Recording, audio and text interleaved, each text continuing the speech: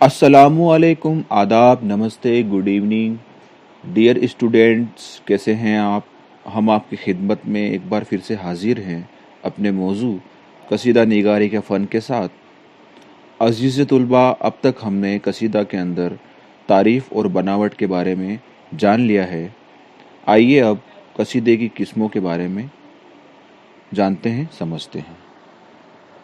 अज़ीज़ तुलबा, ज़ाहिर शक्ल के लिहाज से कसीदे को दो किस्मों में तकसीम किया जाता है। एक है तमहीदिया, दूसरा है खिताबिया। तमहीदिया कसीदा किसे कहते हैं? जिस कसीदे में ममदूह की तारीफ से पहले तमहीद के तौर पर तशबीब और गुरेज शामिल हो, वो तमहीदिया कसीदा कहलाता है। हमारी ज़ुबान के ज़्यादातर कसीदे इसी किस्म के हैं। खिताबिया कसीदा किसे कहते हैं? जिस कसीदे में तशबीब और गुरेज नहीं होते बल्कि ममदूह की तारीफ से ही कसीदे का आगाज होता है, वह है खिताबिया कसीदा। मजमून के एतबार से कसीदे को चार हिस्सों में या किस्मों में तकसीम किया जा सकता है। पहला है मदहिया।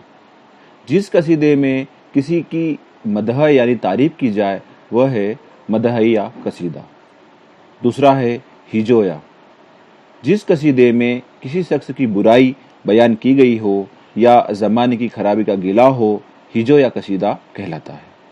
तीसरा है वाअज़िया।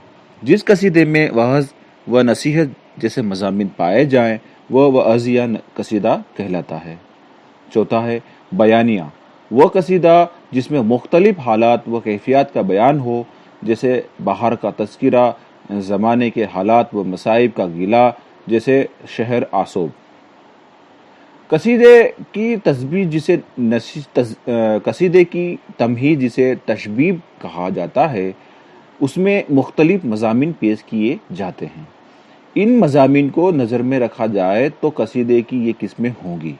बहारिया। अगर तशबीब में बहार का जिक्र हो तो वह बहारिया कसीदा कहलाएगा। इश्किया। अगर तशबीब में इश्क व आशिकी का बयान हो तो वो इश्किया कसीदा कहलाएगा। हालिया। अगर तशबीब में शायर अपने हालात बयान करे या ज़माने की शिकायत करे तो वो हालिया कसीदा कहलाएगा। फ़क्रिया। अगर शायर अपने कमाल शायरी पर फ़क्र करे तो वो फ़क्रिया कसीदा कहलाएगा। और दुआया। अगर कसीदे का आगाज़ ही दुआ से हो तो वो दुआया कसीदा कहलाएगा। ममदूहीन के लिहाज से कसीदों को दो किस्मों में तकसीम किया जा सकता है। एक वो जो बुजुर्गान दीन की शान में कहे जाते हैं, दूसरे वो जिनमें सलातीन व अमीर की मदह की जाती है। अज़ीज़ तुलबा, आइए किस्मों को जानने के बाद अज़्ज़ाए तरकीबी जान लेते हैं। कसीदा सबसे पहले अरबी ज़ुबान में लिखा गया, इसलिए ये देखना ज़रूरी है कि अरबी कसीदा कितने अज़्ज़ा पर या हिस्सों पर मुश्तमिल है। शोराए अरब इश्किया असार से कसीदे का आगाज़ करते थे। ये हिस्सा तशबीब या नसीब कहलाता था। इसके बाद किसी तरह बात में बात निकाल कर महमदू का जिक्र करते थे। कसीदे के इस हिस्से को तखल्लुस या मुखल्लिस कहा जाता था। आगे चलकर जब ये सिन्फ ईरान पहुंची तो फारसी शोराओं ने इसे गुरेज का नाम दिया। कसीदे का तीसरा हिस्सा जिसमें ममदूह की तारीफ होती है, मदह या तमहीद कहलाता था।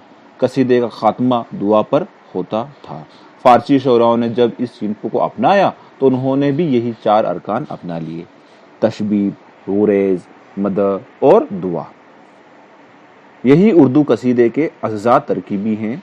आइए अब हम तफसील से इन चार हिस्सों को पढ़ेंगे, जानेंगे। अज़ीज़ तुलबा, कसीदे के चार हिस्सों में पहला हिस्सा है तशबीब। कसीदे की तमहीद को तशबीब कहते हैं। अरबी शोरा इश्किया असार से कसीदे का आगाज़ करते थे। इसी निस्बत से कसीदे के इस हिस्से को तशबीब या नसीब का नाम दिया गया। तशबीब के माने हैं शबाब का तज़करा और नसीब के माने हैं हुस्न निस्वानी का जिक्र।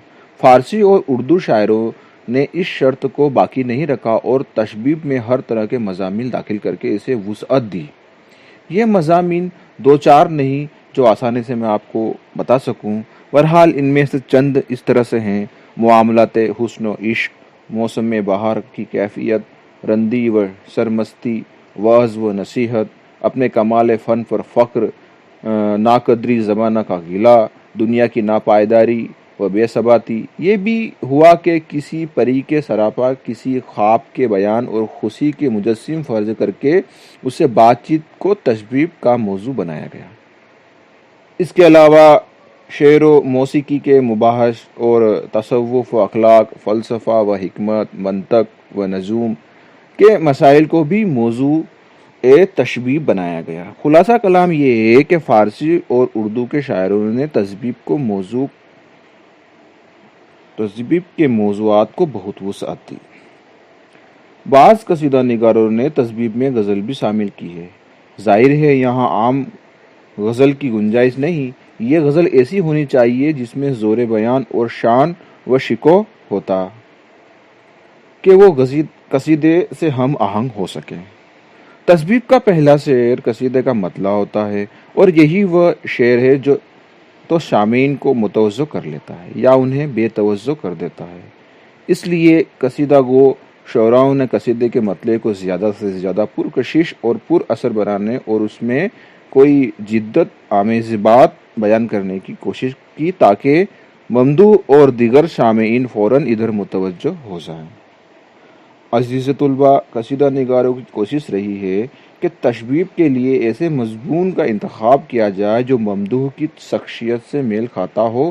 مثلاً بزرگان دین کی تعریف میں جو قصیدے لکھے گئے، بند و نصیحت اور دنیا کی بے ثباتی جیسے مضامین ان کی تشبیب کے لیے موزوں ترین خیال کیے گئے۔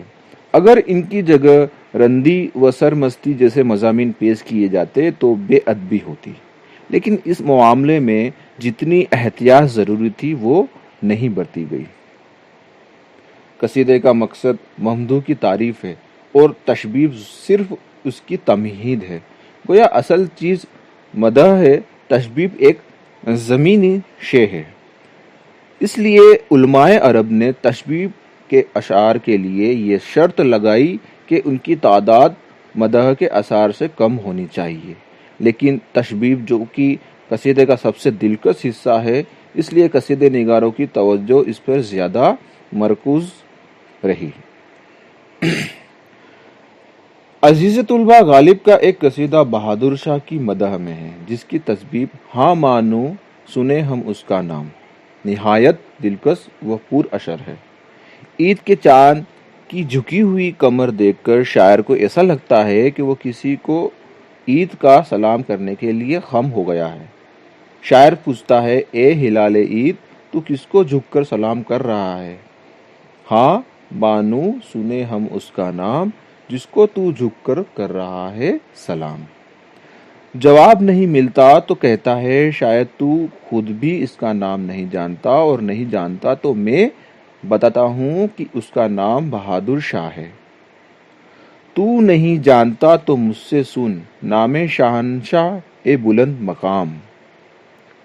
ہلال عید کی تجسیم اور مکالماتی انداز نے اس تشبیب میں ایک ڈرامائی شان پیدا کر دی ہے۔ عزیز طلباء، تشبیب کے بعد قصیدے کا دوسرا حصہ ہے غریز۔ قصیدے کا سب سے نازک حصہ غریز ہے۔ یہ تشبیب اور مدح کے درمیان کی کڑی ہے اور ان دونوں میں ربط پیدا کرنا اس کا کام ہے۔ یہاں شاعر کو اپنے کمال ہنر کا ثبوت دینا پڑتا ہے۔ بقول ابو مہر شہر غریز کا سب سے بڑا حسن یہ خیال کیا جاتا ہے کہ تشبیب کہتے کہتے شاعر مدح کی طرف اس طرح گھوم جائے جیسے بات میں بات پیدا ہو گئی ہو۔ غریز کی یہی وہ خوبی ہے جس کی وجہ سے وہ قصیدے کا حصہ اور شان کے کمال کا معیار سمجھا جاتا ہے۔ غریز ایک شعر کے ذریعے بھی ممکن ہے اور اس کے لیے ایک سے زائد اشعار بھی استعمال کیے جا سکتے ہیں۔ عربی شعراء ابتداء میں غریز کی طرف زیادہ توجہ نہیں کرتے تھے، چنانچہ ان کی تشبیب اور مدح میں کوئی خاص ربط نہیں ہوتا تھا، لیکن آگے چل کر شعراء نے اس کو ایک مستقل صنعت بنا دیا اور اس میں طرح طرح کے جدتیں پیدا کی۔ غالب کے ایک قصیدے کی تذبیب کا ذکر جس میں وہ ہلال عید سے سوال کرتے ہیں کہ تو کسے جھک کر سلام کر رہا ہے، پھر خود ہی جواب دیتے ہیں کہ بہادر شاہ کو۔ بس بہادر شاہ کا نام آیا اور ان کی مدح کے لیے میدان ہموار ہوا۔ یہ کامیاب گریز کی مثال تھی۔ غالب کا ایک قصیدہ حضرت علی کی مدح میں بھی ہے۔ اس کی تشبیب میں تصوف کے مسائل بیان کیے گئے ہیں۔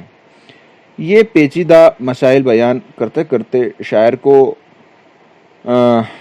خیال آتا ہے کہ غالب تو کن جھمیلوں میں الجھ گیا ہے، لا حول ولا پڑھو اور علی کا نام لے۔ علی کا نام لیتے ہی مدح کا دروازہ اپنے آپ کھل جاتا ہے۔ عزیز طلبہ، تشبیب گریز کے بعد قصیدے کا تیسرا اہم حصہ مدح ہے۔ یہ قصیدے کا سب سے اہم اور بنیادی جز ہے۔ قصیدہ لکھا ہی اس لیے جاتا ہے کہ کسی کی تعریف کی جائے۔ اگر کسی بزرگ یا مذہبی رہنما کی مدح کی جا رہی ہو تو جذبہ عقیدت شاعر سے پرجوش اور پرزور مدح کی کہلواتا ہے۔ اگر کسی سلطان، نواب، امیر کی مدح کی جا رہی ہو تو انعام و اکرام حاصل کرنے کی خواہش شاعر کو مجبور کرتی ہے کہ وہ مدح میں سارا زور صرف کر دے۔ ممدوح کی حیثیت کے مطابق جتنے اوصاف ممکن ہیں وہ سب مبالغے کے ساتھ پیش کیے جاتے ہیں۔ ان اوصاف کا شمار ممکن نہیں، مگر عام طور پر کسی ممدوح میں جو خوبیاں پائی جاتی ہیں وہ اس طرح ہم آپ کو بتائیں گے کہ اس میں شان و شوکت، وجاہت، شرافت، شجاعت، انصاف پرستی، مہمان نوازی وغیرہ وغیرہ۔ اگر ممدوح کوئی مذہبی شخصیت ہے تو فکر و استغنا، راست گفتاری، علمیت، خدا ترسی اور کسب و کرامات جیسی خوبیاں اس میں پائی جا سکتی ہے۔ شاعر انہیں بڑا چڑھا کر بیان کرتا ہے کیونکہ اس کے بغیر مدح میں زور پیدا نہیں ہو سکتا۔ ممدوح کی تعریف اس کی ذاتی اوصاف کی بنا پر نہیں کی جاتی بلکہ اس طبقے کو پیش نظر رکھ کر کی جاتی ہے جس سے اس کا تعلق ہے۔ جب قصیدے کا رواج تھا تو بحیثیت طبقے کی تقسیم کچھ اس طرح تھی: سلاطین، وزیر، امیر، نوابین، مذہبی پیشوا ان کے علاوہ تھے۔ غالب کے قصیدے سے مدح کی سمجھی جا سکتی ہے: قبلہ چشم و دل بہادر شاہ، مظہر ذل جلال و اکرام۔ عزیز طلبہ، تشبیب گریز اور مدح کے بعد چوتھا حصہ ہے عرض مطلب یا دعا۔ قصیدے کا آخری حصہ دعا کہلاتا ہے۔ مدح کے بعد شاعر ممدوح کو درازی عمر، دولت اور ترقی جاہ کی دعا دیتا ہے۔ اس دعا کے ساتھ اکثر یہ بھی ہوتا ہے کہ ممدوح کے دشمنوں اور بدخواہوں کے لیے بد دعا بھی کی جاتی ہے۔ حالانکہ قصیدے کا یہ آخری جزو دعا کہلاتا ہے، لیکن عام طور پر یہ دستور رہا ہے کہ دعا سے پہلے شاعر اپنا مقصد مدعا کبھی کبھی صاف اور کبھی کبھی ڈھکے چھپے لفظوں میں پیش کرتا ہے اور ممدوح سے صلہ و اکرام اور انعام کی گزارش کرتا ہے۔ لیکن اس طرح کے ممدوح کو بار خاطر نہ ہو بلکہ آپ سے آپ اس کی طبیعت صلہ و ستائش پر آمادہ ہو جائے۔ جس طرح یہ ضروری ہے کہ قصیدے کا مطلع ایسا دلکش ہو کہ ممدوح و سامعین اپنی طرف اس کی طرف متوجہ کر لیں، اس طرح یہ بھی ضروری ہے کہ جن اشعار پر قصیدے کا خاتمہ ہو وہ پر اثر ہوں اور سننے والے پر گراں نقش چھوڑیں۔ ایک دو مثال دیکھ لیتے ہیں۔ لیکن نہ سمجھیو یہ اس گفتگو سے ہرگز، منظور مجھ کو تیری ہمت کا امتحان ہو، کس واسطے کہ مجھ کو اتنا ہی چاہیے ہے، جامع ہو ایک بر میں کھانے کو نیم نان ہو۔ عزیز طلبہ، قصیدے کی ایک شناخت وہ زبان بھی ہے جو قصیدے میں استعمال کی جاتی ہے۔ اس بارے میں اظہار خیال بھی ضروری ہے۔ جن ہستیوں کی شان میں قصیدے کہے جاتے تھے وہ صحابہ نے جاہ و جلال، پررعب اور باوقار ہوتے تھے، اس لیے ضروری خیال کیا گیا کہ جس زبان میں ان سے خطاب کیا جائے وہ بھی پرسکو اور زوردار ہو۔ اس لیے یہ شرط لازمی ٹھہری کہ قصیدے کی زبان زوردار، لہجہ پروقار اور الفاظ رعب دار ہوں، استعارہ تشبیہ کی کثرت ہو اور ان میں ندرت پائی جائے، قافیہ مشکل اور ضمین سنگلاخ ہو تو اور بھی اچھا ہے، قصیدوں میں ثنا بدا کا بھی کثرت سے استعمال ہو اور علمی اصطلاحات کا استعمال بھی پسندیدہ سمجھا جاتا رہا ہے۔ قصیدے کا مقصد یہ رہا ہے کہ شاعر اپنے کمال فن کا مظاہرہ کر کے ممدوح اور سامعین کو مرعوب و متاثر کرے تاکہ ممدوح انعام و اکرام اور سامعین داد تحسین پر آمادہ ہوں۔ عزیز طلبہ، قصیدہ نگاروں نے اپنی صلاحیت اور اس صنف کے امکانات سے خوب فائدہ اٹھایا۔ قصیدے کی بدولت بہت سے صاحبان کمال نے اعلیٰ منصب پائے اور انعام و اکرام حاصل کیا۔ آخر کار زمانے نے ورق الٹا، دنیا بدل گئی، نہ سلاطین رہے، نہ وزیر، نہ امیر، انعام و اکرام کا دروازہ بند ہوا تو قصیدے کی کتاب بھی بند ہو گئی۔ اگر قصیدے میں وہ خصوصیات باقی رہتی جو قدیم عربی قصیدے میں پائی جاتی تھی تو اس میں ہر طرح کے مضامین کے سما جانے کی گنجائش تھی اور اس صنف میں زندہ رہنے اور پھلنے پھولنے کی صلاحیت موجود تھی۔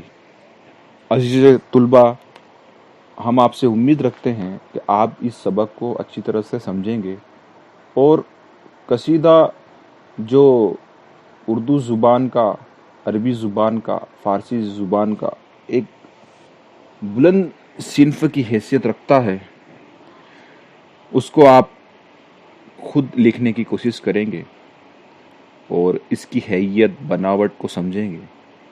یہی اس لیکچر کا مقصد ہے۔ عزیز طلبہ، آپ سے گزارش ہے کہ آپ ہمارے لیکچر بڑے دھیان سے سنیں اور